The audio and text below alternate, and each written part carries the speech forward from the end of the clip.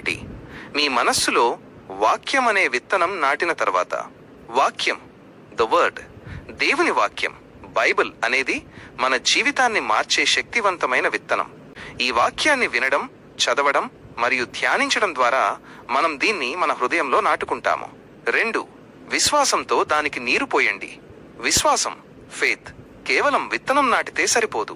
అది పెరగడానికి నిరంతరం విశ్వాసం అనే నీరు అవసరం. ప్రార్థన, విధేయత మరియు దేవునిపై నమ్మకం ద్వారానే ఈ విత్తనం పెరుగుతుంది. 3. దేవుడు మీకిచ్చిన శక్తితో ఆ లక్ష్యం వైపు దృఢంగా నడవండి. శక్తి, పవర్. దేవుడు మీకు తన ఆత్మను, హోలీ స్పిరిట్ ఇచ్చాడు. తద్వారా మీరు క్రీస్తు కొరకు ఏదైనా చేయగల శక్తిని పొందారు. మీ జీవిత లక్ష్యం వైపు భయం లేకుండా ధైర్యంగా నడవండి. 4. ఆ తర్వాత మిమ్మల్ని ఎవరూ, ఏ శక్తి ఆపలేదు. విజయం, విక్టరీ. మీ నమ్మకం మరియు ప్రయత్నం దేవుని వాక్యంపై ఆధారపడినప్పుడు మీ విజయాన్ని ఏ శక్తులు, శరీరం, లోకం, అపవాది కూడా అడ్డుకోలేవు.